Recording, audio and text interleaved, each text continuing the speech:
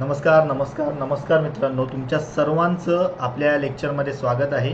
बघा, आज आहे गुरुवार आणि जसं आपण बघितलं तसं आपण दर आठवड्यामध्ये संपूर्ण सर्व दिवस गुरुवार सोडून काय करत असतो तर वेगवेगळ्या विषयांसंदर्भातल्या आपण शॉर्ट्स रील्स करत असतो आणि गुरुवारी आपण एक अभ्यासपूर्ण व्हिडिओ करत असतो जो आपल्याला आपल्या परीक्षांमध्ये अतिशय महत्त्वाचा असतो. तसंच कन्सिडर करत असताना कालच मी विषय ऑलरेडी सांगितलेला होता आपल्या रीलच्या माध्यमातून की या आजच्या व्हिडिओमध्ये आपण काय करणार आहोत की अभ्यासभिमुख जो सध्याचा मुद्दा आपला चर्चेत आहे अशा वुमन्स रिझर्वेशन बिल या संदर्भात आपण बोलणार आहोत.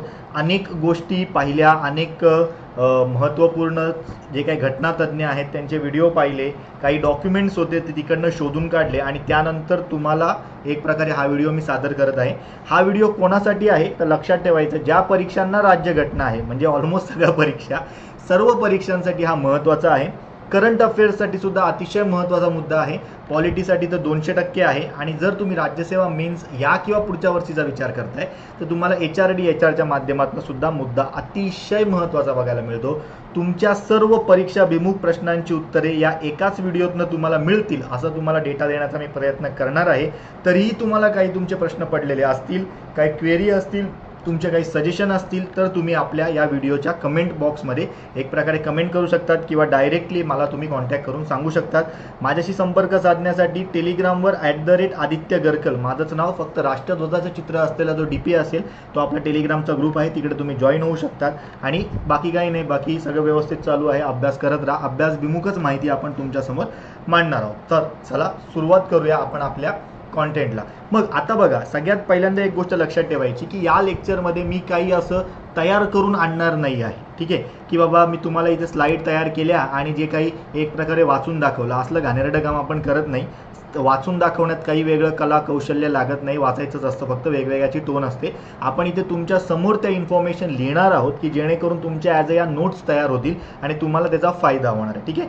सुरुवातीपासून एंडपर्यंत वुमन रिझर्वेशन बिल काय आहे ते आपण बघून घेऊया आणि 100% मी तुम्हाला सांगतो आजच्या लेक्चरमधनं तुम्हाला अनेक वेगळ्या गोष्टी कळतील. जर तुम्हाला नवीन गोष्टी कळाल्या तर तशी कमेंटसुद्धा करा, ठीक आहे. सुरुवात करूया, चला.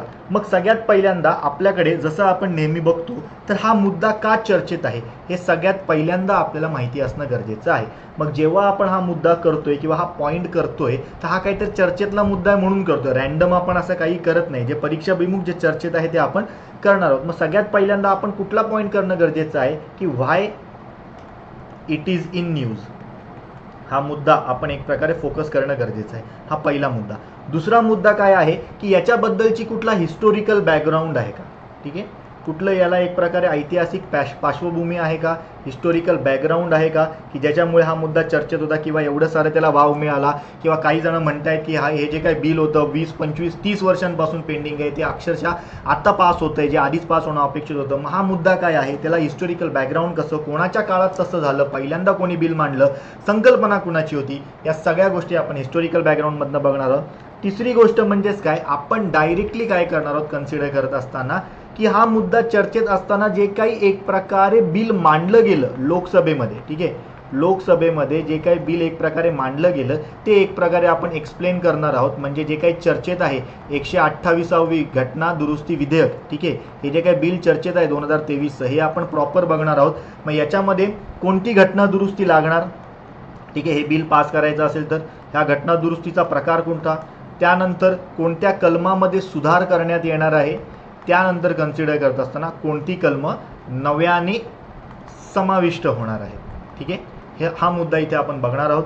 चौथा मुद्दा आपण असं बघणार आहोत की या एक प्रकारे हा हिस्टोरिकल बॅकग्राऊंड म्हणतोय किंवा एक प्रकारे व्हाय इन न्यूज बघतोय तर इथेच आपण एक ॲड करूया की याची टाईमलाईन काय आहे, की गोष्टी कशा होत गेल्या, काय काय बदल होत गेले किंवा नक्की याच्यामध्ये काय सांगणं अपेक्षित होतं, या सगळ्या गोष्टी कशा कशा होत गेल्या किंवा हे एक प्रकारे गोष्टी पोस्टपोन का झाल्या, एवढा वेळ का लागला, हा सगळा टाईमलाईन पूर्णचा जो काही भाग आहे तो आपण इथे बघणार आहोत. त्यानंतर कन्सिडर करत असताना या बिलाची गरज काय आहे, ठीक आहे, किंवा एक प्रकारे ह्याचे फायदे काय आहेत आणि एक प्रकारे ह्याचे तोटे काय आहेत हे आपण समजून घेण्याचा इथे प्रयत्न करणार आहोत. आपल्या या व्हिडिओच्या माध्यमातून मला तुम्हाला हे एवढं सांगायचं आहे, ठीक आहे. चला मग सुरू करूया आपल्या पहिल्या कॉन्टेंटला, व्हाय इन न्यूज. आणि हे डायरेक्टली आपण लिहिणार आहोत आणि या सर्व लिहिलेल्या नोट्स तुम्हाला आपल्या टेलिग्राम चॅनलला मिळतील, त्यामुळे त्याचा लोड घेत बसू नका. त्यामुळे चर्चेत म्हणजे एक प्रकारे फक्त लक्ष देऊन ऐका मी तुम्हाला इथे काय सांगतो. ठीक आहे, मग या गोष्टी आपण बघणार आहोत. तर सगळ्यात पहिल्यांदा एक गोष्ट लक्षात ठेवायची की आपण मी काल परवा एक व्हिडिओ बनवलेला होता बघा, कालच बनवलेला होता आपण शॉर्ट्सच्या माध्यमातून.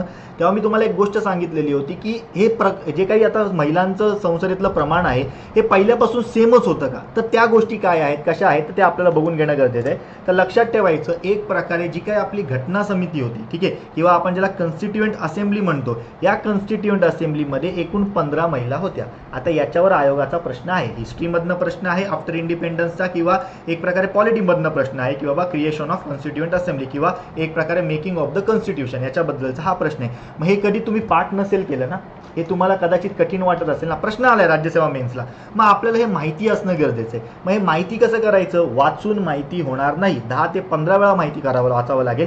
मग त्यापेक्षा आपण या गोष्टी लिहून काढूया, कोण कोण महिला उमेदवार याच्यामध्ये होत्या. काही 15 लिहायला काही जास्त वेळ लागणार नाही, पण जणू काही तुम्ही पण लिहिताय असा विचार करा आणि मग आपण एक प्रकारे कन्सिडर करूया. बघा सगळ्यात पहिल्यांदा आपल्याला फक्त नावं बघायची. पहिल्या व्यक्ती कोण आहेत एक प्रकारे कन्सिडर करत असताना, अम्मू स्वामीनाथन हे आपल्याला पहिल्या व्यक्ती बघायला मिळत आहेत. दुसऱ्या व्यक्तींच्या बाबतीमध्ये सांगायचं झालं तर दक्षयानी वेलायुधन, दक्षयानी वेलायुधन हे आपल्याला दुसऱ्या व्यक्ती बघायला मिळत आहेत. तिसऱ्या महिला कोण होत्या याच्यामध्ये, बेगम एजाज रसूल, बेगम एजाज रसूल. अनेकांना तलाठीला सुद्धा प्रश्न आला होता की या पहिल्या मुस्लिम उमेदवार आहेत, ठीक आहे, आपल्याला माहिती असणं गरजेचं आहे, किंवा एकमेव मुस्लिम उमेदवार आहेत या घटना समितीमधल्या महिलांच्या बाबतीमध्ये विचार करता. चौथं कोण आपण बघतो कन्सिडर करत असताना इथे, दुर्गाबाई देशमुख. यांच्याबद्दल तर आपल्याला कन्सिडर करत असताना अनेकदा प्रश्न आलाय. जेव्हा जेव्हा आपण एक प्रकारे एज्युकेशन हा टॉपिक बघत असतो तेव्हा तेव्हा आपल्याला यांच्याबद्दल प्रश्न येत असतो. प्लस आपल्याला 2021च्या राज्यसेवा पूर्व परीक्षेला यांच्या अध्यक्षतेखाली समिती स्थापन झाली होती, त्याच्या अध्यक्षा कोण असा प्रश्न आलेला होता, माहिती असणं गरजेचं आहे. Plus CD. देशमुख यांच्या बाबतीमधला प्रश्न येतो, त्यामुळे आपल्याला ही आयडिया क्लिअर असणं गरजेचं आहे. त्यानंतर जेव्हा जेव्हा आपण HRD मधलं एक प्रकारे ह्युमन राईट्स वाचत असतो, म्हणजे HR मधलं जेव्हा आपण ह्युमन राईट्स वाचत असतो, किंवा आपण एक प्रकारे कन्सिडर करत असताना आपल्या जे काही ह्युमन राईट्स आपल्याला जे काही एक प्रकारे युनायटेड नेशनने दिलेले आहेत त्यांच्या बाबतीमध्ये वाचत असताना आपल्याला एक नाव बघायला मिळतं, हंसा जीवराज मेहता. ठीक आहे, या आपल्याला काय बघायला मिळतात, 5व्या महिला बघायला मिळतात. ठीक आहे, त्यांच्यासोबत अजून एक होत्या पण ॲटलिस्ट आपल्याला सध्या एवढं माहिती असणं गरजेचं आहे. त्यानंतर आपल्याला दुसऱ्या कोण बघायला मिळतात, कमला चौधरी. जर तुम्ही एक प्रकारे आपली रॉकेट बॉईज सिरीज पाहिलेली असेल, ठीक आहे, rocket boys APJ Abdul Kalam second सीझनमध्ये आले, त्याच्यामध्ये एक प्रकारे आपले डॉक्टर होमी बाबा आणि डॉक्टर विक्रम साराभाई यांच्यावरच्यापासून एक प्रकारे सायंटिफिक आपली डिस्कवरी किंवा प्रगती कशी झाली त्याच्यावरची सिरीज हे बघू शकतात. त्याच्यामध्ये आपल्याला कमला चौधरी या बघायला मिळतात. त्यानंतर एक प्रकारे 7व्या कोण तर लीला रॉय. ठीक आहे, त्यानंतर बघा आता हे बाकीचे नावं आपल्याला माहिती असले, पहिलं नाव असं मी म्हणेन की कदाचित आपल्याला नव्याने आपल्याला बघायला मिळते किंवा आपण पहिल्यांदा ऐकत असू काही जण तर. ठीक आहे, त्यानंतर एक प्रकारे कन्सिडर करत असताना मालती चौधरी. ठीक आहे, त्यानंतर अजून कोण होते आता, पूर्णिमा बॅनर्जी.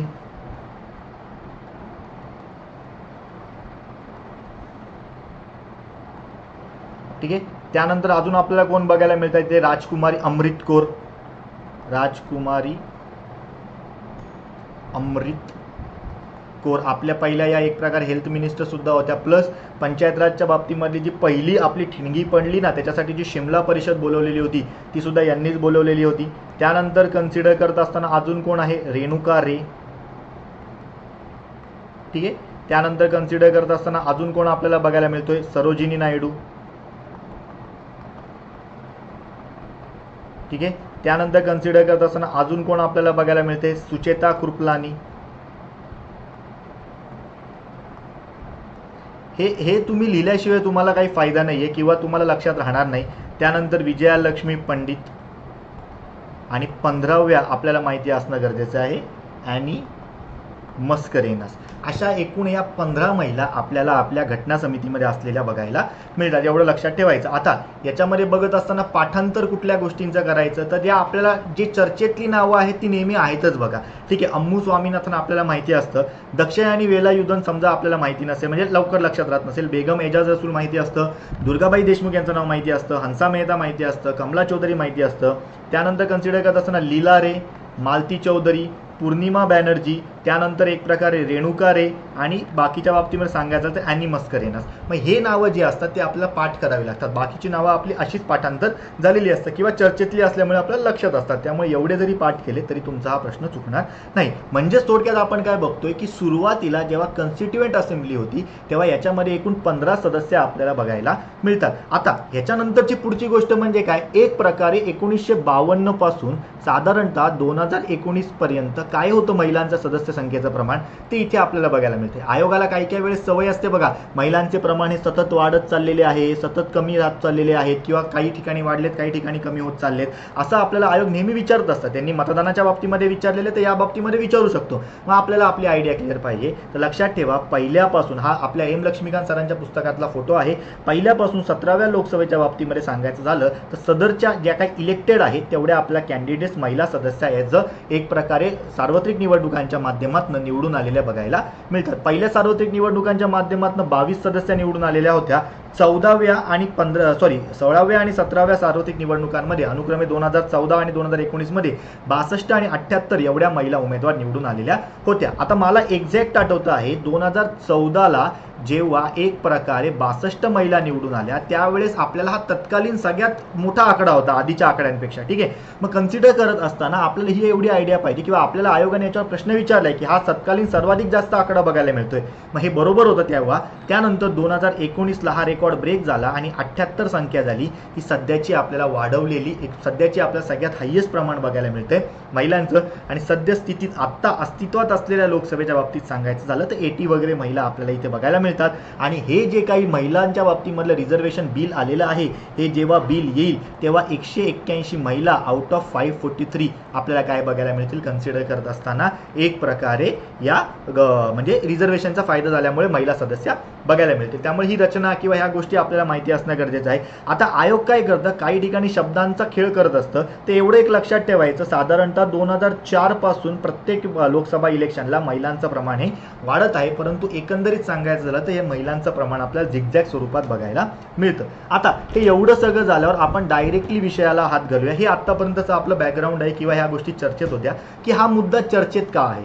तर चर्चेत मुद्दा का आहे तर लक्षात ठेवायचं व्हाय इन न्यूज हा मुद्दा जेव्हा आपण फोकस करत असू तेव्हा एक लक्षात ठेवायचं की जवळजवळ महिलांना कुठे कुठे आरक्षण द्यायचंय, 33% आरक्षण द्यायचंय. ठीक आहे, 33% रिझर्वेशन.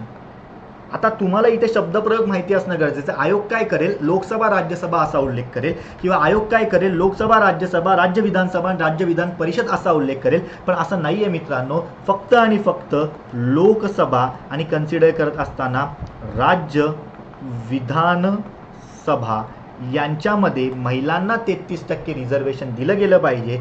याच्यासाठी एक प्रकारे 128वं कॉन्स्टिट्यूशन अमेंडमेंट बिल 2023 अस्तित्वात आणल्यामुळे हा मुद्दा चर्चेत होता. मग तुम्ही म्हणाल की एक प्रकारे लोकसभा आणि राज्य विधानसभांमध्येच का, तर लक्षात ठेवायचं कन्सिडर करत असताना आपल्याकडे जे काही आरक्षण आहे, ठीक आहे, आता आपल्याकडे आरक्षण कुठलं आहे हे आधी समजून घेणं गरजेचं आहे. पुन्हा एकदा आरक्षणाचा हा मुद्दा खूप जास्त चर्चेत आहे. मध्ये रिसेंटली आपण मराठा आरक्षण सुद्धा चर्चेत असलेला मुद्दा बघितलेला होता, त्याच्याबद्दल एकदा नंतर व्हिडिओ करू. पण ऍटलीस्ट आपल्याला माहिती असणं गरजेचं की आरक्षण म्हणजे नक्की काय आहे. तर लक्षात ठेवायचं राज्यघटनेमध्ये आपल्याला आरक्षण जे मिळतं ते 2 निकषांवर मिळतं. हे सुद्धा माहिती असणं गरजेचं, प्रश्न याच्यावर आलेला आहे.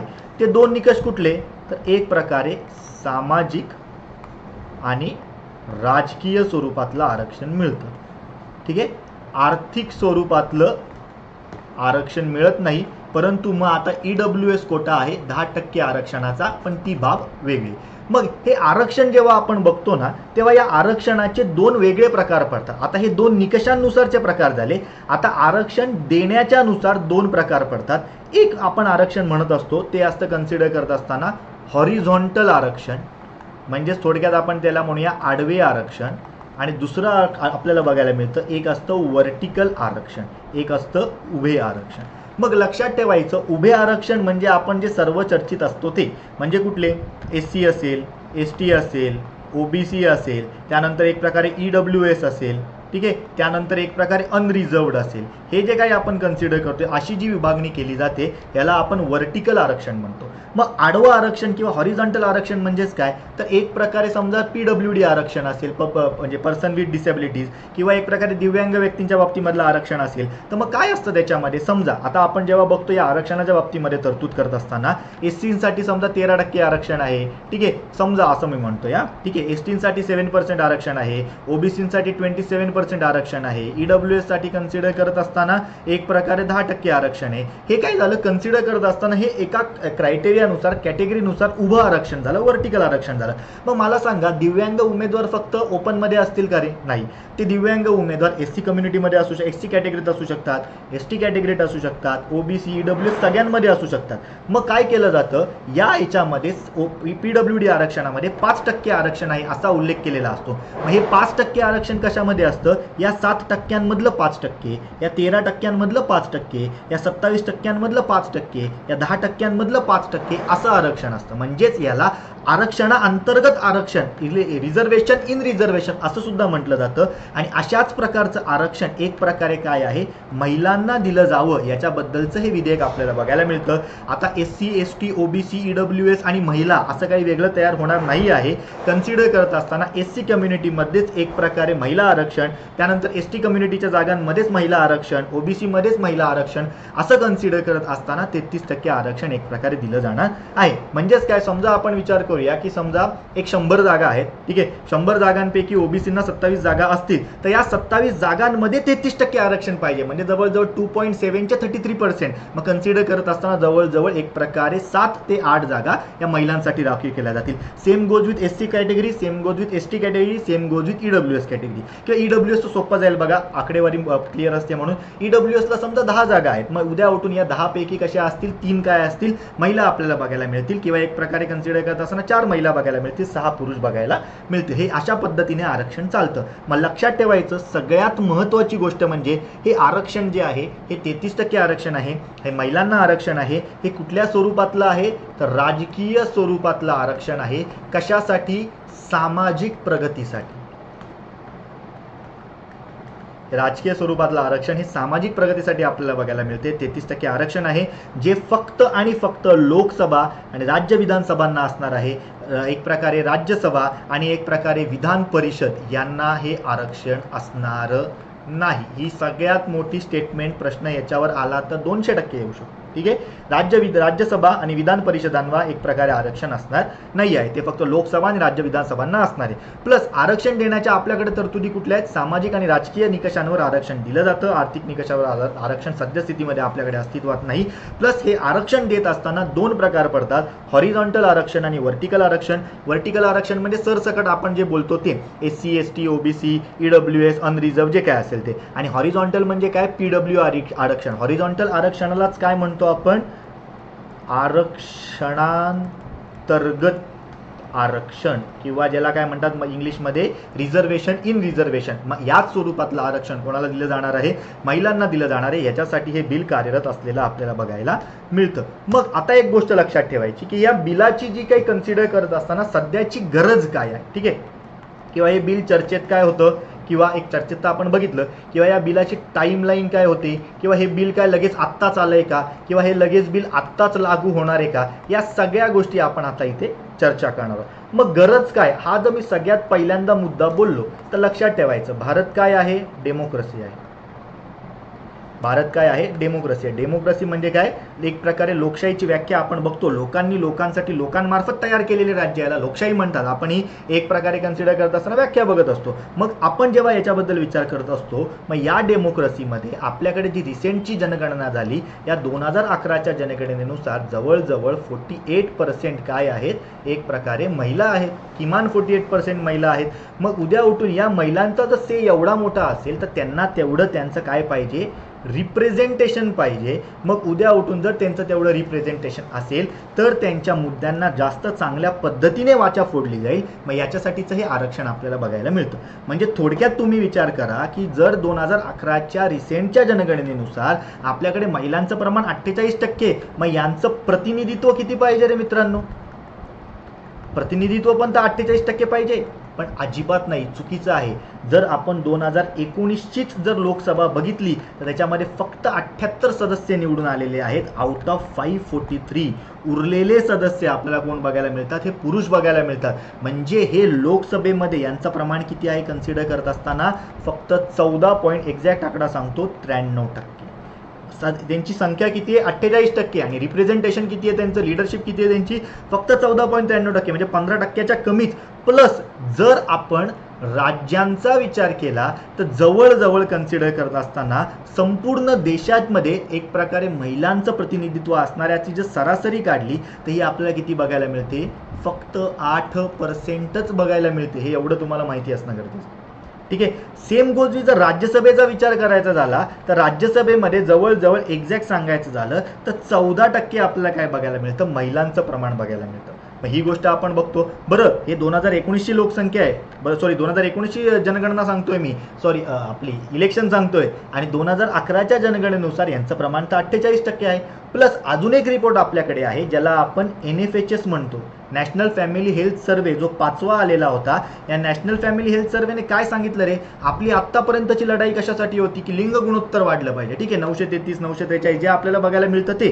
पण एक प्रकारे आता रिसेंटली तर लोकसंख्याची जनगणना झाली नाही, मग 2019च्या म्हणजे एक प्रकारे हा जो काही अहवाल आलेला होता 19 पर्यंतचा वगैरे, या अहवालानुसार 2021 मध्ये कन्सिडर करत असताना महिलांचं प्रमाण हे दर पुरुषी प्रमाणापेक्षा जास्त आहे. आपला सेक्स रेशो मोठ्या प्रमाणात वाढलेला बघायला मिळतो आणि या अहवालानुसार हा साधारणतः किती आहे 1023 आहे दर 1000 पुरुषांमागे महिलांची संख्या. म्हणजे महिलांची संख्या जर वाढत चाललेली आहे तर त्यांना प्रतिनिधित्व सुद्धा कसं झालं पाहिजे, वाढीमध्ये मिळालं पाहिजे. मग ही या गोष्टीची एक प्रकारे गरज आहे.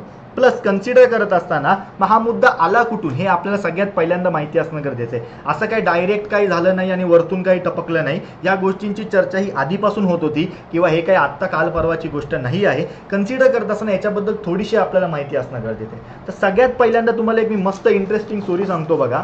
एक वीणा मुजुमदार नावाच्या एक अधिकारी होत्या असं मी म्हणेन किंवा एक व्यक्ती होत्या. ठीक आहे, टाईमलाईन बद्दल आपण चर्चा करूया. काय टाईमलाईन, ठीक आहे.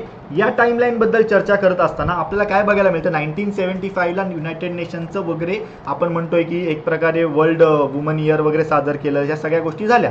मग उद्या उठून ह्याची टाईमलाईन मधला ह्याचा पहिली चिंगारी किंवा पहिला उल्लेख कुठे बघायला मिळतो, जेव्हा हे युनायटेड नेशनला साजरं करायचं होतं तेव्हा युनायटेड नेशनने 1971ला काय केलं, भारताकडे अहवाल मागवला. आणि तो अहवाल कशा संदर्भातला होता तर एक प्रकारे वुमन स्टेटस काय आहे इंडियामध्ये, ठीक आहे, महिलांची स्थिती काय आहे याच्याबद्दलचा एक प्रकारे अहवाल आपल्याला मागवलेला मिळतो. मग उद्या उठून एक प्रकारे अहवाल मागवला युनायटेड नेशनने, तर तो साजरा करावा लागेल. याच्यासाठीचं काम भारताने किंवा आपल्या गव्हर्नमेंटने कोणाकडे दिलेलं होतं, आपल्याकडे एक मंत्रालय होतं कन्सिडर करत असताना, एज्युकेशन अँड वेलफेअर मिनिस्ट्री हे मंत्रालय होतं. या मंत्रालयामध्ये एक विंग कार्यरत होती, तिचं नाव आहे, तिचं फुल फॉर्म आपण म्हणजे एक शॉर्ट फॉर्म बघतो आपण, CSW आहे. हे टेक्निकली काय आहे की बाबा current status on woman in India, अशा बाबतीमधले एक प्रकारे आपल्याला ही समिती बघायला मिळते. या समितीच्या अध्यक्षा कोण होत्या, वीणा मुजुमदार होत्या. आणि या वीणा मुजुमदार यांच्याकडे हा अहवाल तयार करण्याचं काम देण्यात आलं आणि हा अहवाल त्यांनी सबमिट केला. आणि या अहवालामध्ये क्लिअरली त्यांनी मेन्शन केलं की भारताने राज्यघटना अस्तित्वात आणत असताना एक प्रकारे महिलांच्या बाबतीमधले जे काही जेंडर इक्वॅलिटीच्या बाबतीमधल्या तरतुदींचा उल्लेख केलेला होता, त्या तरतुदी कशा झालेल्या आहेत, फेल झालेल्या आहेत. हा असा उल्लेख त्यांनी केलेला आपल्याला बघायला मिळतो. मग ही सगळ्यात पहिली टॅगलाईन म्हणजे एक प्रकारे उल्लेख म्हणजे चिंगारी होती. आणि हा जो काही अहवाल होता तो त्यांनी तयार केलेला होता. त्या अहवालाचं नाव सुद्धा काय होतं, टुवर्ड्स इक्वॅलिटी या नावाचा अहवाल आपल्याला बघायला मिळतो. ही पहिली चिंगारी एक प्रकारे उठलेली होती. त्यानंतर कन्सिडर करत असताना दुसरी गोष्ट झाली ती म्हणजे आपले म्हणजे सगळ्यात पहिल्यांदा जे बीज रोवलं ना महिलांच्या बाबतीमध्ये, या बिलाचं हे बिल रोवलेलं होतं तत्कालीन काँग्रेसच्या काळातले आपले पंतप्रधान राजीव गांधी यांनी सगळ्यात पहिल्यांदा बिल रोवलेलं होतं. ठीक आहे, पहिल्या म्हणजे सगळ्यात बिल म्हणण्यापेक्षा सगळ्यात पहिल्यांदा एक बीज रोवलेलं होतं की जेव्हापासून हा मुद्दा चर्चेत यायला लागला. त्यांनी काय केलं, मार्गरेट अल्वा आपल्या मागच्या 2022च्या इलेक्शन्सच्या वेळेस या चर्चेमध्ये असलेल्या व्यक्ती होत्या. ठीक आहे, मार्गरेट अल्वा यांच्या अध्यक्षतेखाली एक 14 सदस्यीय मंडळ स्थापन केलं. आणि या मंडळाला काम दिलं कन्सिडर करत असताना की त्यांनी काय करायचं, महिलांच्या रिझर्वेशन किंवा महिलांच्या प्रगतीसाठी काही करायच्या, सुधारणा करायच्या. आणि कन्सिडर करत असताना त्यांनी एक अहवाल सादर केला. त्या अहवालाचं नाव आहे नॅशनल पर्स्पेक्टिव्ह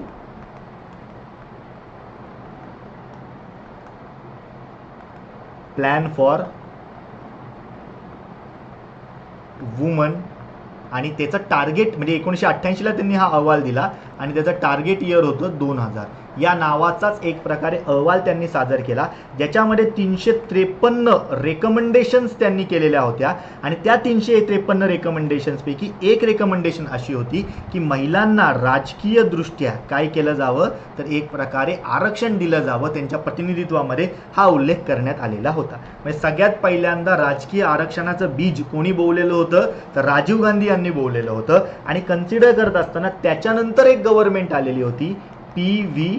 नरसिंह राव यांची गव्हर्नमेंट. मग पी.व्ही. नरसिंह राव यांच्या गव्हर्नमेंटच्या काळामध्ये 73 आणि 74वी घटना दुरुस्ती आली. आणि या घटना दुरुस्तीने ही जी काही एक रिकमेंडेशन होती मार्गरेट आल्वा समितीची, या national perspective plan for woman 1988 ते 2000 या अहवालामधली महिलांना आरक्षणाची तरतूद, ही त्यांनी इथे मान्य केली. आणि मग आपण सर्व बघतो आर्टिकल 243D आणि आर्टिकल 243T याच्या माध्यमातून महिलांना 33% आरक्षणाची तरतूद आपल्याला राज्यघटनेतनं केलेली बघायला मिळते. ती नंतरच्या काळामध्ये जाऊन अनेक राज्यांनी, म्हणजे सद्यस्थितीमध्ये जवळजवळ 20 वगैरे राज्य असे आहेत किंवा 20 राज्यांमध्ये आपल्याला काय बघायला मिळते, ही 33%ची अट वाढून किती झालेली आहे, 50% झाली. आपल्याकडे सुद्धा महाराष्ट्रामध्ये सुद्धा स्थानिक स्वराज्य संस्थांच्या निवडणुकांमध्ये महिलांना किती आरक्षण आहे, 50% आरक्षण बघायला मिळतं. मग या सगळ्या गोष्टी इथपर्यंत चालत होत्या. ही याची सगळ्यात बेसिक टाईमलाईन आहे, किंवा मी ह्याला असं म्हणेन की ही प्रायर टाईमलाईन किंवा टाईमलाईनचे जरी आपण 3 टप्पे पाडायचे राहिले तर आपण पहिला एकदम प्राथमिक टप्पा या 3 जणांचा म्हणू. एक प्रकारे 1971चा जे युनायटेड नेशनने आपल्याकडे गोष्टी मागवल्या त्या राजीव गांधी यांची खटपट, आणि त्यानंतर मग पी.व्ही. नरसिंह राव यांचे 73-74व्या घटना दुरुस्तीचे प्रयत्न. त्यानंतर जे काही आपल्याला बघायला मिळतं तो एक मी मधला एक प्रकारे मध्यम दौर म्हणेल, ज्या काळामध्ये या गोष्टी चर्चेत झाल्या तो दौर होता. तो एक प्रकारे कन्सिडर करत असताना तत्कालीन भारताचे पंतप्रधान कोण होते, देवेगौडा. ठीक आहे, कोण होते, देवेगौडा. या देवेगौडा यांच्या काळामध्ये काय झालेलं आपल्याला बघायला मिळतं कन्सिडर करत असताना, सगळ्यात पहिल्यांदा या विषयासाठीचं बिल 1996ला काय करण्यात आलेलं होतं, एक प्रकारे संसदेत मांडण्यात आलेलं होतं. ठीक आहे, संसदेत मांडण्यात आलेलं होतं, परंतु अगेन विरोध झाला आणि हे बिल आपल्याला पास सुद्धा झालेलं बघायला मिळत नाही. हे जे काही बिल मांडलेलं होतं हे 81वी घटना दुरुस्ती विधेयक मांडण्यात आलेलं होतं. विधेयक बिल जे आपण म्हणतो कॉन्स्टिट्युशनल अमेंडमेंट बिल, हे मांडलेलं आपल्याला बघायला मिळतं. आणि if I am not wrong, या 81व्या घटना दुरुस्ती विधेयकाबद्दल आपल्याला 2022च्या राज्यसेवा मुख्य परीक्षेमध्ये HRDच्या माध्यमातून सुद्धा प्रश्न आलेला आहे. म्हणजे रिसेंटचा मुद्दा टॉपिक आहे, माहिती असणं गरजेचं आहे. हे सगळ्यात पहिल्यांदा बिल मांडलं महिला आरक्षणाच्या बाबतीमधलं 1996ला 81वी घटना दुरुस्ती विधेयक या नावाने ते अस्तित्वात होतं. आणि या ह्याच्यामध्येच पहिल्यांदा चर्चा करण्यात आलेली होती की 33% आरक्षण महिलांना काय केलं जाणार आहे, दिलं जाणार आहे. परंतु कन्सिडर करत असताना तत्कालीन जे कोणी ओबीसी मंत्री होते किंवा मंत्री म्हणण्यापेक्षा ओबीसी एक प्रकारे जे MPs होते, यांनी काय केलेलं होतं, याला विरोध केलेला बघायला मिळतो. यांच्या विरोधामुळे एक प्रकारे हे बिल पास झालं नाही, हे बिल रद्द झालं. कारण देवेगौडा यांच्या सरकारला युनायटेड फ्रंट जी आपली होती यांनी काय केलेलं होतं, एक प्रकारे पाठिंबा दिलेला होता आणि युनायटेड फ्रंटच्या अनेक पक्षांमधल्या लोकांनी याला विरोध केलेला होता आणि त्यामुळे काय झालेलं होतं, हे बिल पास होऊ शकलेलं नाही. मग हे सगळ्यात पहिला प्रयत्न आहे. त्यानंतर तुम्हाला सांगतो, हे बिल कन्सिडर करत असताना IK गुजराल यांनी सुद्धा मांडलं. ठीक आहे, हे एक बिल कन्सिडर करत असताना अटल बिहारी वाजपेयी यांनी सुद्धा मांडलं. ठीक आहे, अटल बिहारी वाजपेयी यांच्या काळामध्ये तर जवळजवळ 3 वेळा हे बिल मांडण्यात आलं. परंतु या सर्वांच्या काळामध्ये हे बिल पास होऊ शकलं नाही. का असं म्हटलं जातं, कारण याच्यामधले जे कोणी अपोजिशन असायचे हे काय करायचे, त्याला विरोध निर्माण करायचे. आणि अपोजिशन मधले खास करून कोणते व्यक्ती, ओबीसी व्यक्ती याला विरोध निर्माण करायचे किंवा ओबीसी एक प्रकारे MPs जे होते हे त्याला विरोध निर्माण करायचे. आता का निर्माण करायचे हे आपल्याला सगळ्यात महत्त्वाचं कळण्यासारखं. ठीक आहे, हा मी मध्यम मार्ग म्हणेन किंवा एक मधला दौर म्हणेल या बिलाच्या बाबतीमधला. आणि मग मॉडर्न दौर काय आहे कन्सिडर करत असताना, जे एक प्रकारे 2008ला मांडलं गेलं आणि कन्सिडर करत असताना जे एक प्रकारे कन्सिडर करत असताना 2023ला मांडलं गेलं.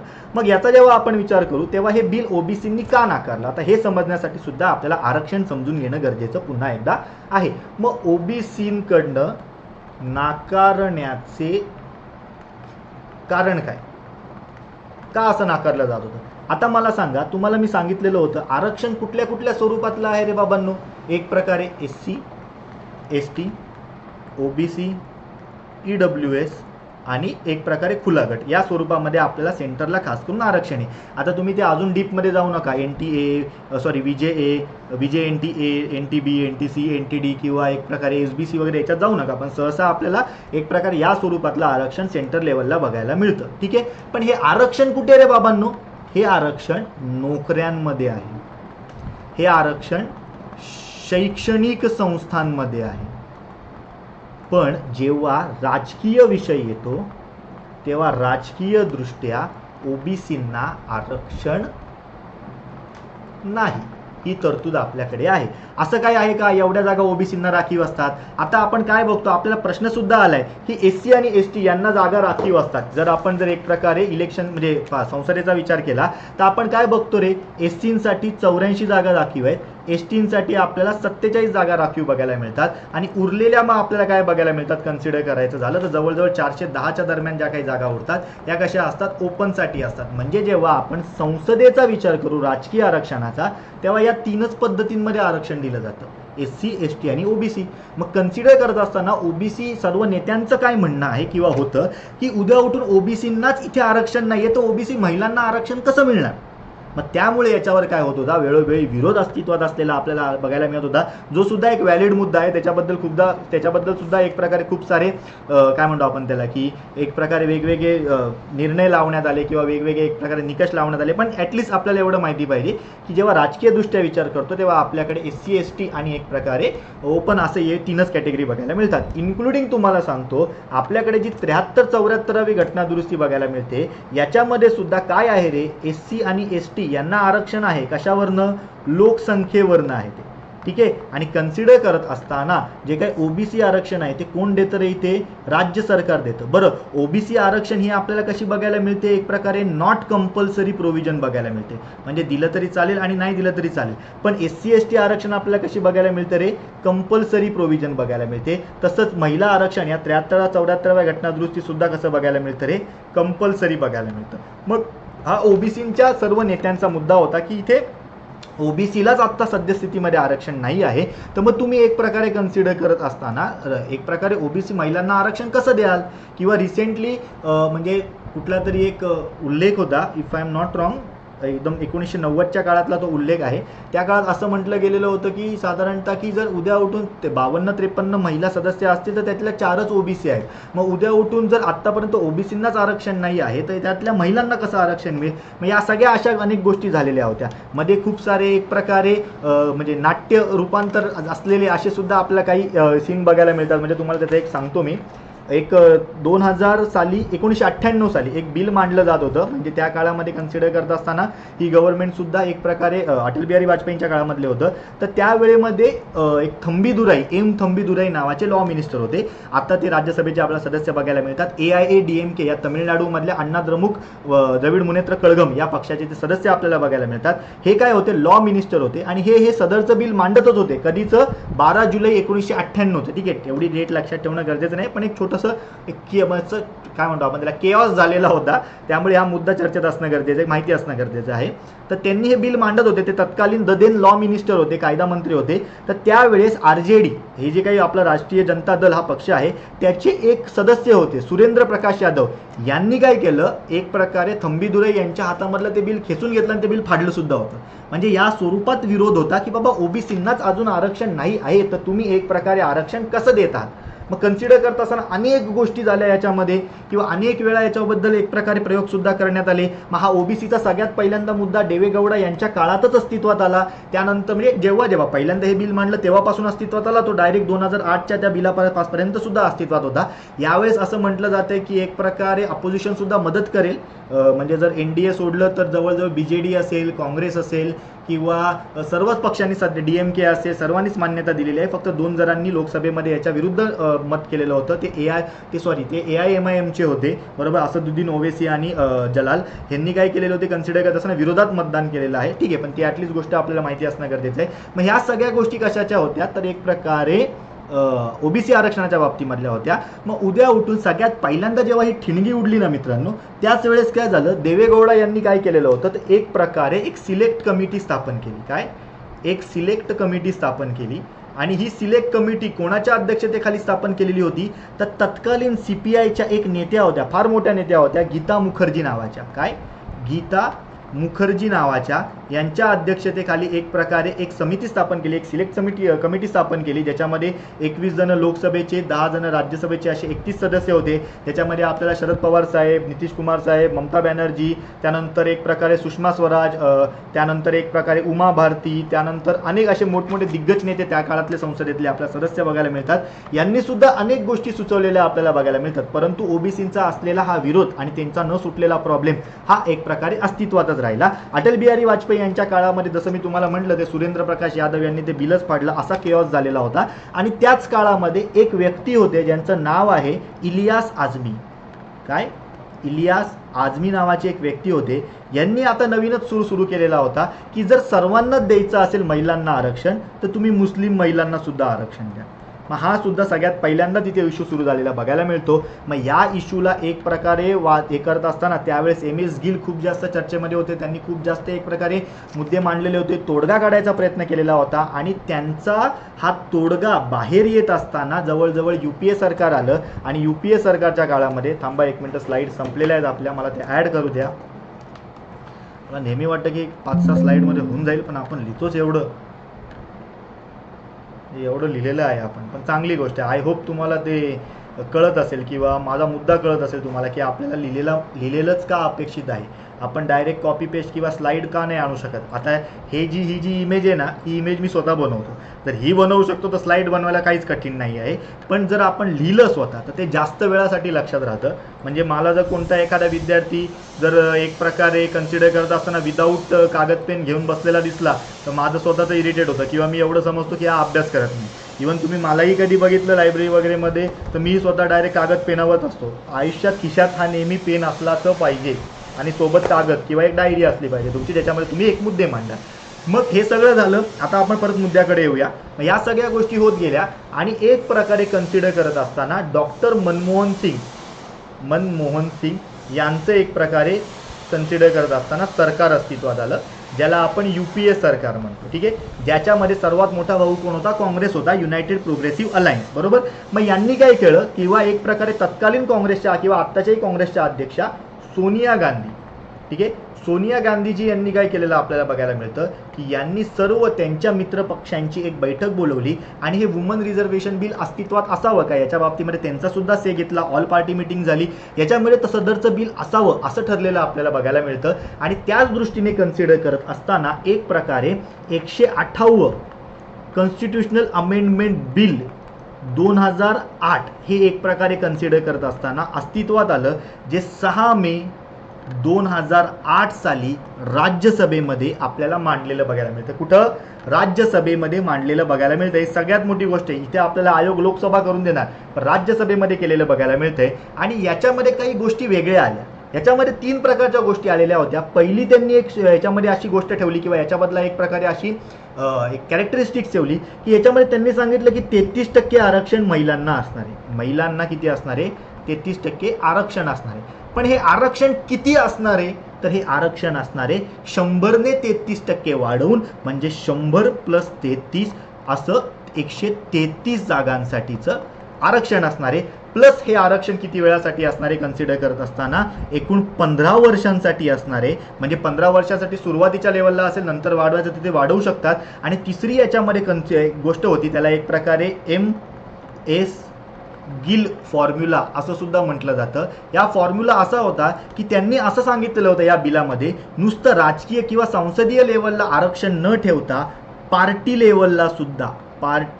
लेवलला सुद्धा आरक्षण असावं अशी तरतूद या बिलामध्ये करण्यात आलेली होती. म्हणजे एवढं चांगलं मस्त बिल मांडलेलं होतं, जे बिल एक प्रकारे 2010ला राज्यसभेमध्ये पाससुद्धा झालं, परंतु त्यानंतर अनेक गोष्टी वेगवेगळ्या झाल्या किंवा काही गोष्टी नाही होऊ शकल्या आणि कन्सिडर करत असताना 2014ला कार्यकाळ संपला.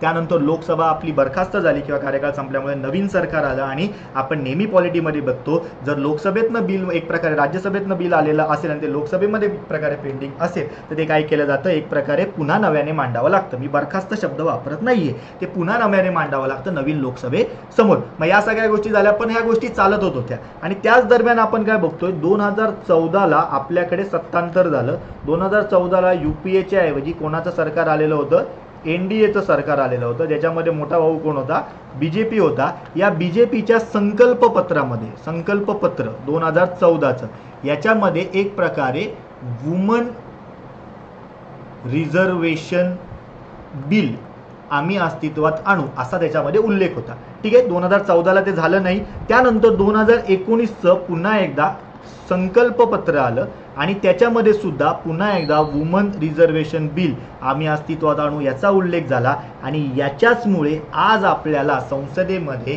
एक प्रकारे वुमन रिझर्वेशन बिल अस्तित्वात आलेलं बघायला मिळतंय. हे झालं या बिलाची असलेली एक प्रकारची टाईमलाईन, ज्याच्याबद्दल आपल्याला प्रश्न येऊ शकतो, माहिती असणं गरजेचं आहे. काय काय बघितलं आपण, Y in news, historical background, low एक प्रकारे त्याची एक कन्सिडर करत असताना टाईमलाईन काय आहे या गोष्टी आपण बघितल्या. मग आता एक प्रकारे या बिलाची आधी एक प्रकारे बिल लोकसभेमध्ये मांडलं कसं, काय नव्याने काय होणार हे बघण्याआधी आपण बघून घेऊया याची गरज काय आहे, याचे फायदे काय आहेत आणि याचे तोटे काय आहेत. ठीक आहे, मग सगळ्यात पहिल्यांदा गरज तुम्हाला ऑलरेडी मी इथे सांगितलेली आहे. गरज सुद्धा टॉपिक झाला आपला की महिलांची सदस्य संख्या किती आहे, त्यांचं प्रमाण किती आहे. मग नक्कीच त्यांचं प्रमाण वाढलेलं पाहिजे, जी एक चांगली गोष्ट आहे. मग ह्याचे एक प्रकारे फायदे आणि तोटे आपण बघून घेऊया. फायदे काय, फायदे आहेत एक प्रकारे वुमन एम्पॉवरमेंट. मग तुम्ही म्हणाल होत नव्हत्या का आधी, होत होत्या, नक्कीच होत होत्या.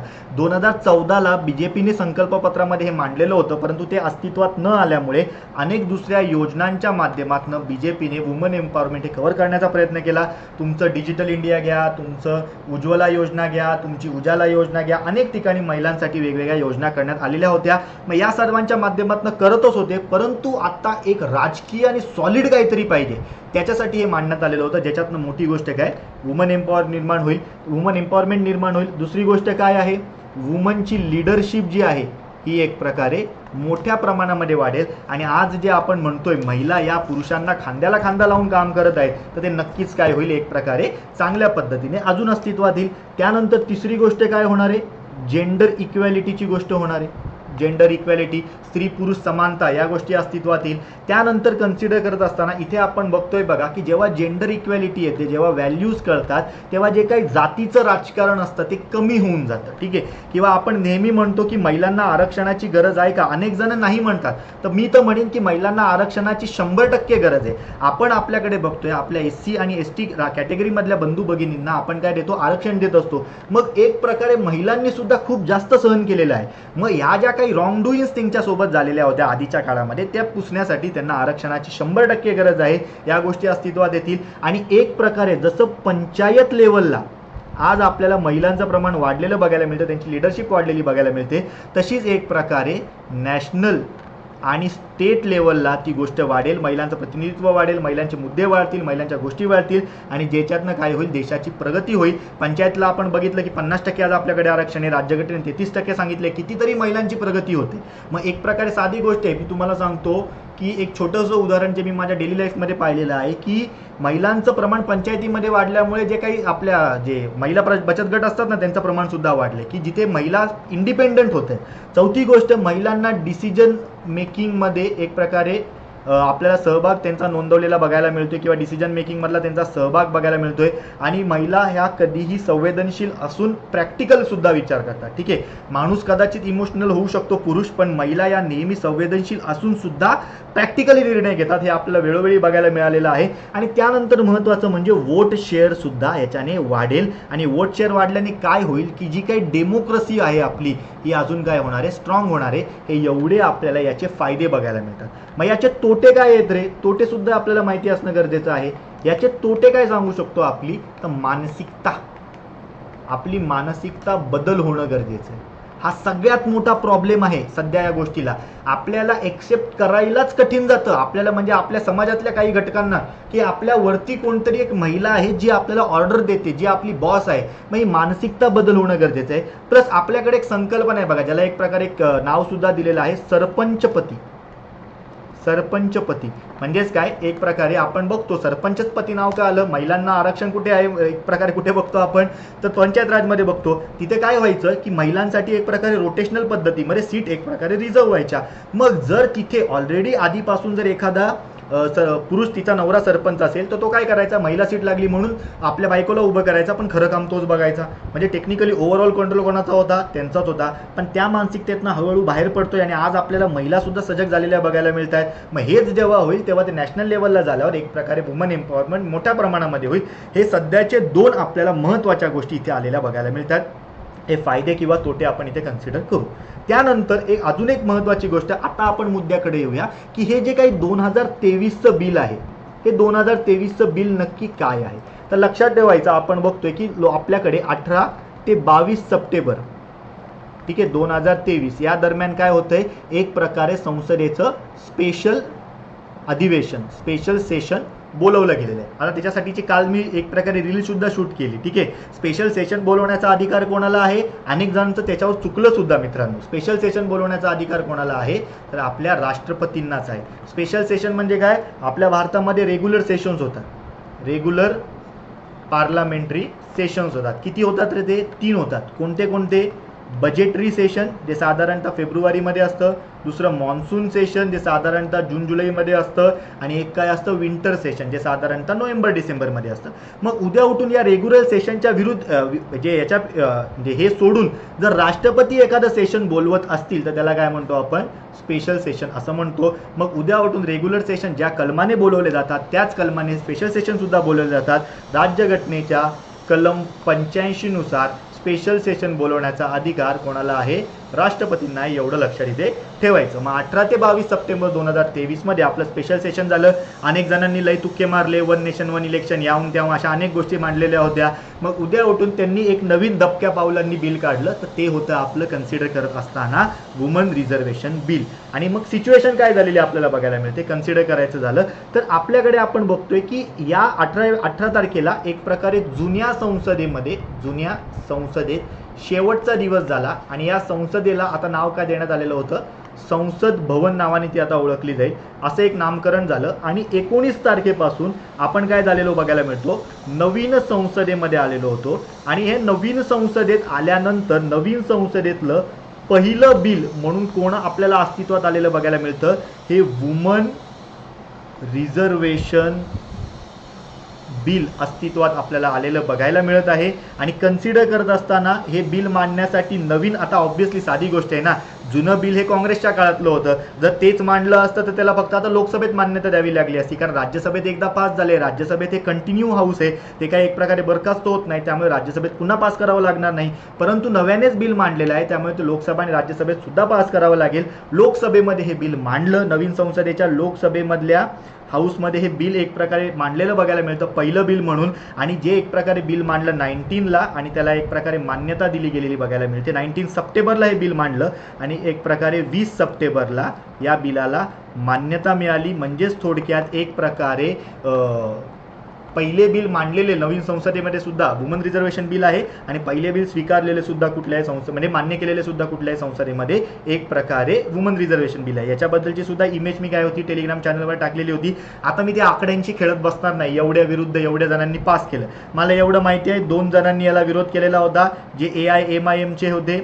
त्याच्यामधले ते कोण होते, आपले महाराष्ट्राचे खासदार आणि एक प्रकारे हैदराबादचे खासदार, म्हणजे असदुद्दीन ओवेसी आणि जलाल. आता मला त्यांचं एक्झॅक्ट नाव नाही माहिती, तरी मी एकदा चेक करून सांगतो, 2 मिनटं थांबा.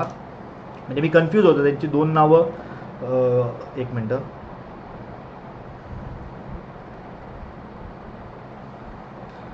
त्यांचं नाव आहे सय्यद इम्तियाज जलील, ठीक आहे, जलाल नाही जलील, ठीक आहे. या 2 माननीय सदस्यांनी काय केलेलं होतं, एक प्रकारे आपल्याला हे बिल एक प्रकारे विरोधात यांनी दाखवलेलं बघायला मिळतं. म्हणजे त्याच्या बाबतीमध्ये सुद्धा म्हणजे विरोधात मतदान केलं या बिलाच्या. आणि त्यावेळेस सुद्धा एक खूप मजेशीर आणि गमतीशीर विषय झाला की म्हणजे बघा प्रत्येकाचं ठीक आहे, इथे कोणीच बरोबर किंवा कोणीच चुकीचं असं नाही किंवा मला तो अधिकार नाही आहे की एखादा व्यक्ती बरोबर आहे की चुकीचा आहे ठरवायला. पण मी एवढं सांगतो की काही गोष्टींमध्ये कशा गोष्टी कनेक्टेड असतात बघा. शेवटी तुम्ही उद्या उठून सर्व्हिसमध्ये जाल, आपण सर्व्हिसमध्ये गेलो, आपल्याला अनेक लोक बघायला मिळतील, मग त्यांच्या भावना आपल्याला समजून घेणं गरजेचं आहे. मग त्यावेळेस एक प्रकारे माननीय प्रिसाइडिंग ऑफिसरने एक प्रकारे सांगितलं त्यांना की तुमच्या बाजूने कोणीच नाहीये, तेव्हा त्यांनी असा हात वर केलेला होता, म्हणजे अल्लाह त्यांच्यासोबत आहे असं त्यांचं म्हणणं होतं. म्हणजे अशा गोष्टी आहेत ज्या आपल्या भारतीय समाजातल्या वेगवेगळ्या धर्मनिरपेक्ष समाजातल्या आपल्या वेगवेगळ्या समाजाच्या आहेत त्या आपण समजून घेऊन एक प्रकारे लोकांसोबत प्रगती केली पाहिजे. मग या गोष्टी इथे झालेल्या होत्या. मग हे नवीन संसदेमध्ये बिल मांडलं. आता सगळ्यात महत्त्वाची गोष्ट, हे बिल आता लोकसभेत पास झालेलं आहे 20 सप्टेंबरला. आता ते लवकरच काय केलं जाईल आणि ते 128वे काय म्हणतो आपण कन्सिडर करत असताना बिल या स्वरूपात मांडलं गेलं. जसं मी तुम्हाला सांगितलं जुनंच बिल अस्तित्वात नाही येते, ते तर युपीए काळातलं होतं. ऑब्व्हियसली एनडीए नवीन सरकार आहे, वेगळ्या विचारसरणीचं ते वेगळंच बिल मांडणार आहे. म्हणून यांनी 128वे कॉन्स्टिट्युशनल अमेंडमेंट बिल या स्वरूपामध्ये ते बिल मांडलं. ते बिल काय आहे ते सुद्धा आपण बघणार आहोत. आणि या बिलाला एक प्रकारे लोकसभेने मान्यता दिलेली होती. या बिलाच्या माध्यमातून काही तरतुदी एडिट होत आहेत, काही तरतुदी नव्याने ऍड होत आहेत. मग हे आपल्याला माहिती असणं गरजेचं आहे. मग 128वे जे काही घटना दुरुस्ती विधेयक आहे, 128वे घटना दुरुस्ती विधेयक, याच्याबद्दल थोडी आपण चर्चा करूया किंवा याच्याबद्दल थोडी आपण फॅक्च्युअल इन्फॉर्मेशन घेऊया.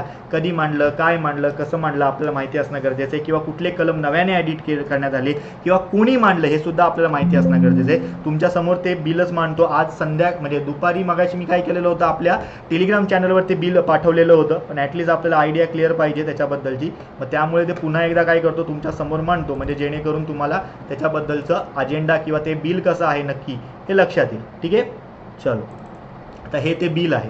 ठीक आहे, आय होप तुम्हाला नीट दिसत असेल, क्लिअर दिसत असेल. एकदम क्लिअर प्रिंट नाही आहे तर नीट लक्षात घ्या. याच्यामध्ये सुद्धा आपण थोडं झूम करून बघूया.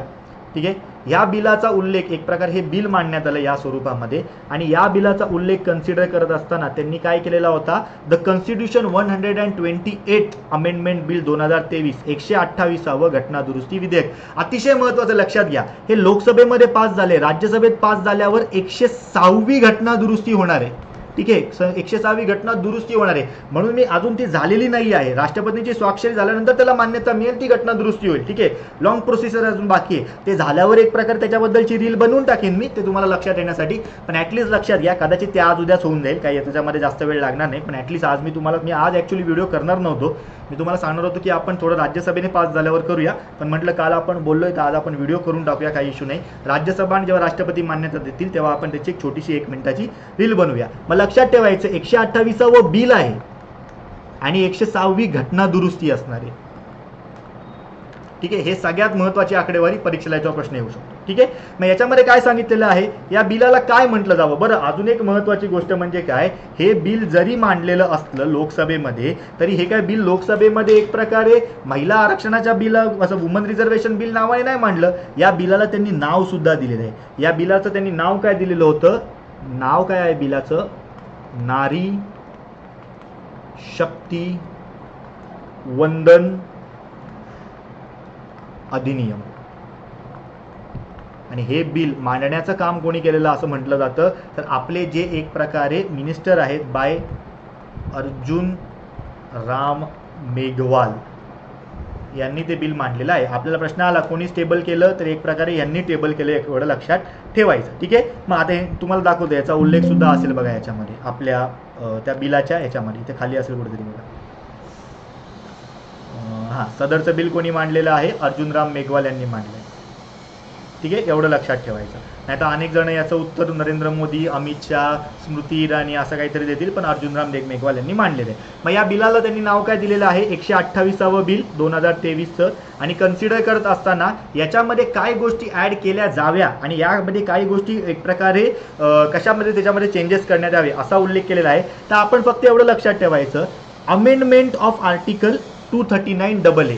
मग आर्टिकल 239 काय आहे रे, तर दिल्लीसाठी विशेष तरतुदी आहे. आता दिल्लीला आपल्याकडे काय आहे, विधानसभा आहे, मग दिल्लीच्या विधानसभेमध्ये सुद्धा महिलांचं प्रमाण वाढेल ना. मग कन्सिडर करत असताना ते म्हणतायत की या घटना दुरुस्तीने 241च्या ए मध्ये म्हणजे 239च्या डबल ए मध्ये BA आणि BB या आणि BC या तरतुदी काय होत आहेत, नव्याने ऍड होत आहेत. म्हणजे कुठल्या कलमामध्ये बदल करण्यात आलेला आहे, तर लक्षात ठेवायचं 239 AA मध्ये बदल करण्यात आला आहे. कलम बदल कोणत्यात करण्यात आलेला आहे, 239 AA. ठीक आहे, किती कलमात बदल करण्यात आलेला आहे, एका कलमात बदल करण्यात आला आहे. नव्याने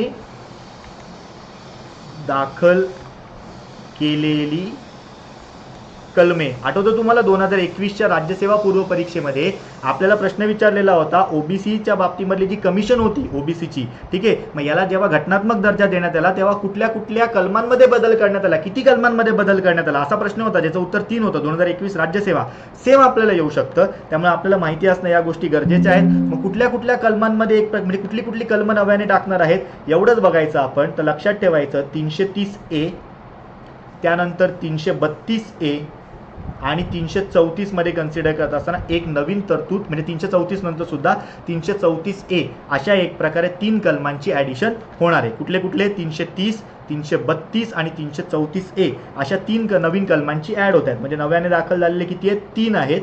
330A, 332A आणि 334A. हे आपल्याला डॉट माहिती असणं गरजेचं आहे. परीक्षेला याच्यावर प्रश्न येऊ शकतो. 3 कलम ॲड होत आहेत आणि एका कलमामध्ये बदल होत आहे. अजून बाकीचं आपल्याला सहसा याच्यामध्ये काही एवढं इम्पॉर्टंट नाही जे परीक्षेला आपल्याला येईल. फक्त त्या तरतुदी एकदा ही कलम जी आहेत ती एकदा वाचून घ्या, याच्यामध्ये काही असं वेगळं नाही आहे. आणि कन्सिडर करत असताना हे बिल अस्तित्वात का आणलं जावं किंवा याचे ऑब्जेक्टिव्ह काय आहेत, याची कारणं काय आहेत, याचा सुद्धा आलेख दिलेला आहे. याच्यामध्ये क्लिअरली मेन्शन केलेलं आहे बघा की बाबा 75 वर्ष पूर्ण झालेत, आता एक प्रकारे विकसित भारत करायचं आहे आपल्याला 2047 पर्यंत. सबका साथ सबका विकास सबका विश्वास आहे आणि सबका प्रयास हे आपलं ध्येय आहे.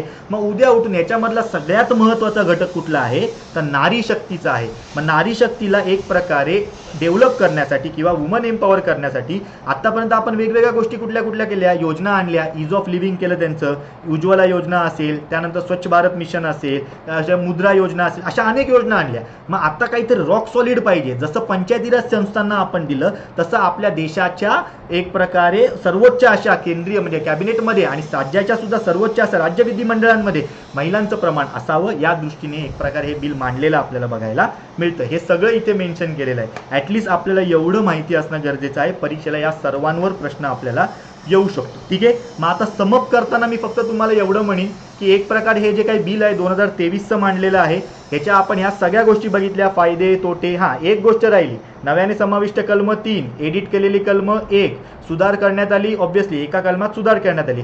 मग हे जेव्हा घटना दुरुस्ती अस्तित्वात आणायची असेल किंवा घटना दुरुस्ती लागू करायची असेल, नुसतं लोकसभा राज्यसभा चालणार नाही. ह्याच्यामध्ये काय सांगितलेलं आहे की राज्य विधानसभांच्या ह्याच्यामधल्या सुद्धा महिलांना, राज्य विधानसभांच्या म्हणजे सदस्य संख्येमध्ये सुद्धा महिलांना 33% आरक्षण दिलं जाणार आहे. मग याच्यासाठीची घटना दुरुस्ती कुठली लागेल मित्रांनो, जी 358च्या घटना दुरुस्तीमधली जी दुसऱ्या प्रकारची आहे, म्हणजेच काय, संसदेचे स्पेशल मेजॉरिटी आणि कन्सिडर करत असताना सोबतच काय 50%पेक्षा जास्त राज्यांची मान्यता, कन्सेंट ऑफ स्टेट, ह्या पद्धतीच्या घटना दुरुस्तीने हे बिल काय होणार आहे, एक प्रकारे अस्तित्वात येणार आहे. आणि त्यानंतर ते राष्ट्रपतींकडे जाईल आणि नंतर काय आहे, कन्सिडर करत असताना त्या बिलाला अस्तित्वात यायला म्हणजे ते बिल अस्तित्वात येईल. आता सगळ्यात शेवटचा प्रश्न, हे बिल लागू कधी होईल? हा खूप मोठा प्रश्न आहे, म्हणजे अगदी चर्चेतला मुद्दा आहे हा. ठीक आहे, म्हणजे इथेच तुम्हाला लिहून दाखवतो मी, तर नवीन काही एक प्रकारे ॲड करत नाही. लागू काय होईल, लागू कधी होईल? आता हे आपले मिनिस्टर सुद्धा आहे, एवढं लक्षात ठेवायचं. ठीक आहे, लागू केव्हा होईल? आता मला सांगा, आपल्याकडे हे बिल लागू होण्याची एकदम ढोबळमानाने मी तुम्हाला कंडिशन सांगतो. काही जणांना वाटते 2024ला लागू होईल. अजिबात 2024ला लागू होणार नाही. लागू होणं 2024ला शक्यच नाही. ठीक आहे, का? आता तुम्हाला सांगतो. आपल्याकडे लोकसभेच्या सदस्य संख्यांच्या बाबतीमध्ये किंवा चला एक लिहितोच मी, एक नवीन शीट ॲड करतो, तुम्हाला अजून चांगली संकल्पना लक्षात येईल. म्हणजे ते नाही तर ते माझ्या मनाला खात राहील की बाबा हे आपण बोललो नाही की काय. अरे एक मिनिट, चलो वेट फॉर 10 सेकंड्स. आता याच्यामध्ये आपण काय बघतोय, हे लागू कधी होईल हा सगळ्यात मोठा प्रश्न आहे. ठीक आहे, 2024च्या सार्वत्रिक निवडणुकांना हे लागू होणं अशक्य गोष्ट आहे, होऊच शकत नाही. एकदम क्लिअरली आणि स्पष्टपणे सांगतोय मी, हे सांगितलं जात नाही आहे. ठीक आहे, पण हे तुम्हाला मी सांगतोय. मग हे लागू होणार कधी? आता आपल्याकडे मला सांगा, जे काही लोकसभेच्या जागा आहेत त्यांच्यामधल्या जी आरक्षणाची तरतूद आहे ती कधीपर्यंत जागा लागू केलेली आहे रे? तर 2026 पर्यंत ती निश्चित करण्यात आली. याच्यावर सुद्धा प्रश्न आलाय. आणि ह्याच्यामध्ये बदल कधी होईल काय सांगितलं जातंय, याच्यानंतर एक डिलिमिटेशन कमिशन स्थापन केली जाईल. ठीक आहे, याला परिसीमन आयोग म्हणतो आपण, परिसीमन. ठीक आहे, आता काही जण याला डेलिमिटेशन म्हणतात. मित्रांनो, डेलिमिटेशन काही नसतं, ते डिलिमिटेशन असं आहे. डिलिमिटेशन कमिशन स्थापन केलेली होती. साधारणतः आतापर्यंत 2022च्या मेन्सला सुद्धा प्रश्न आलाय. आतापर्यंत 4 एक प्रकारे डिलिमिटेशन कमिशन स्थापन करण्यात आल्या. 2002ची सगळ्यात शेवटची होती. तिच्यानुसार एक प्रकारे 2026 पर्यंत आपल्याकडे काय केलेले आहेत, आरक्षण वगैरे किंवा एक प्रकारे लोकसभेच्या जागा निश्चित करण्यात आल्या. त्यानंतर काय सांगितलं जाते, पुढची डिलिमिटेशन कमिशन जेव्हा रिपोर्ट देईल त्याच्यानुसार काय होणार आहे, याच्यामध्ये बदल होत जाणार आहे. आता पुढची डिलिमिटेशन कमिशन कधी अस्तित्वात येणार आहे, काय असं म्हटलं गेलेलं आहे, 2026 नंतर झालेल्या पहिल्या जनगणनेच्या आकडेवारीनुसार काय केलं जाणार आहे, हे डिलिमिटेशन कमिशन स्थापन केलं जाणार आहे. मग 2026 नंतर पहिली डिलिमिटेशन कमिशन कधी येईल रे, पहिली जनगणना कधी होईल, 2031ला. यानंतर डिलिमिटेशन कमिशन कधी स्थापन होईल, 2000, त्याच्या आकडेवारीच यायला आपला 2032-33 उजळेल. मग 32 किंवा 33ला हे स्थापन होईल डिलिमिटेशन कमिशन. यांना अहवाल द्यायला किती वेळ लागेल, साधारणतः एक आपण म्हणूया की 2-2.5 वर्ष, म्हणजे 2035-36 पर्यंत हे कदाचित आपली आकडेवारी देतील. आणि हे लागू कधी होईल माहिती का, 2019च्या निवडणुकांमध्ये. काही जण असं सुद्धा म्हणतायत की 2026 मध्ये असं 26 नंतर काय केलं जाईल, 2021च्या लोकसंख्येच्याच आधारे डिलिमिटेशन कमिशन स्थापन केली जाईल. हिच्या अहवालानुसार 2029ला एक प्रकारे लागू करण्याचा प्रयत्न केला जाईल. पण जर आतापर्यंतचं डिलिमिटेशन कमिशनला लागणारा कार्यकाळ वगैरे सगळं बघत असता 2039 हे मला वैयक्तिक वाटतं. शेवटी आता सरकारवर डिपेंड आहे, सरकार करेल तर चांगलीच गोष्ट आहे. अनेक नेते म्हणजे राहुल गांधी सुद्धा म्हटलेले आहेत की लगेच लागू करा. राहुल गांधी यांनी 2018ला सुद्धा लेटर लिहिलेलं होतं की बाबा एक प्रकारे हे बिल अस्तित्वात येणं गरजेचं आहे. मग अशा जर काही गोष्टी झाल्या सरकारने किंवा सत्ताधाऱ्यांनी आणि विपक्षाने, कोण असेल सत्तेमध्ये कोण असेल विपक्षात आपल्याला माहीत नाही, त्याच्याबद्दल आपण चर्चा करणार नाही. जो कोणी असेल त्यांनी जर एक प्रकारे पटापट आणि कार्यक्षमतेने काम केलं तर हे लवकरात लवकर अस्तित्वात येईल. आणि आय होप हे 2029लाच अस्तित्वात यावं, ती गोष्ट चांगली होईल. आणि जर आपल्याला आपल्या महिलांबद्दल जर आदर नसेल, प्रेम नसेल, भावना नसतील तर आपण त्यांची लिडरशिप एक प्रकारे एक्सेप्ट करू शकत नाही. त्यामुळे त्यांची लिडरशिप आपण एक्सेप्ट केली पाहिजे, त्यांच्याबद्दल आपल्या मनापासून काहीतरी चांगलं वाटलं पाहिजे. आणि मित्रांनो लक्षात घ्या, जर आपल्याला एका पुरुषाला स्त्री निर्माण करते पण एका स्त्रीला पुरुष निर्माण करू शकत नाही. स्त्री ही काय आहे, निर्माती आहे. ती एक प्रकारे एखाद्या बाळाला जन्म देते, तो पुरुष किंवा स्त्री होतो. जर स्त्री हे काम करू शकते तर स्त्री लिडरशिप सारखं काम तिच्यासाठी एकदम छोटंसं आहे. आणि आपल्याकडे अनेक उदाहरणं होऊन गेलेली आहेत. आपले स्वराज्याचे आपण संस्थापक छत्रपती शिवाजी महाराज समजतो. स्वराज्याची संकल्पना असावी असं आपण कोण समजतो, तर शहाजीराजे समजतो. परंतु छत्रपती शिवाजी महाराजांसोबत त्यांना स्वराज्य घडवण्यासाठी सगळ्यात महत्त्वाची मदत कोणी केली होती रे, तर आपल्या जिजामातांनी केलेली होती. हे स्वराज्य व्हावे ही तो श्रींची इच्छा, असं छत्रपती शिवाजी महाराजांचं वाक्य सुद्धा आहे. त्यानंतर आपल्याकडे आपण बघतो 1857च्या युद्धामध्ये आपल्या राणी लक्ष्मीबाईंसाठी असं म्हटलं जातं, युरोज असं म्हटलेला होता, she was the only man among others असं वाक्य म्हटलं गेलेलं होतं. प्लस आपल्या देशाच्या स्वातंत्र्याच्या लढ्यामध्ये अनेक स्त्रियांनी मोठमोठी योगदानं दिली. स्वातंत्र्यानंतर आपल्याकडे इंदिरा गांधीजी यांच्यासारखं प्रबळ नेतृत्व सापडलं, सोनिया गांधीजी यांच्यासारखं प्रबळ नेतृत्व सापडलं. आज आपण बघतोय चांद्रयानमध्ये असेल, आदित्य 11 मध्ये असेल, अनेक ठिकाणी महिला आज आहेत. मग उद्या उठून आता ही तुमची माझी जबाबदारी असली पाहिजे की एक प्रकारे महिलांना त्यांची एक प्रकारे रिस्पेक्ट देऊन, त्यांच्याबद्दल प्रेम व्यक्त करून त्यांची लिडरशिप आपण स्वीकारली पाहिजे. आणि मला एवढं माहिती आहे, चांगलं घर हे फक्त आईच सांभाळू शकते. आपला देश आहे, आपला देशसुद्धा एक जर घर आणि कुटुंब समजलं तर आपल्या देशाला सुद्धा एका महिला पंतप्रधानाची पुन्हा एकदा गरज आहे, असं माझं पर्सनल मत आहे. ठीक आहे, तुम्हाला काय वाटतं कमेंटमध्ये सांगा. व्हिडिओ आवडला असेल तर नक्की लाईक शेअर करा, चॅनलला सबस्क्राईब करा. याच्याबद्दलची ही सर्व PDF अक्षर विचित्र आहे, घाणेरडं आहे, माहिती आहे मला, मी काही म्हणत नाही, कारण हे पेन टॅबवर लिहायला प्रॉब्लेम होतो. नोट्सवरचं अक्षर चांगलं असतंय आपलं. पण हे जर तुम्हाला पाहिजे असेल तर आपण आपल्या टेलिग्राम चॅनलला टाकणार आहोत. यूट्यूब चॅनलला सबस्क्राईब करा, म्हणजे जास्तीत जास्त व्हिडिओ करायला मला सुद्धा एक उत्साह मिळेल. टेलिग्राम चॅनलला सबस्क्राईब करा, म्हणजे एक प्रकारे परीक्षाभिमुख तुमचा अभ्यास होत आहे. ठीक आहे, थांबूया मित्रांनो आपण या व्हिडिओमध्ये इथे. धन्यवाद.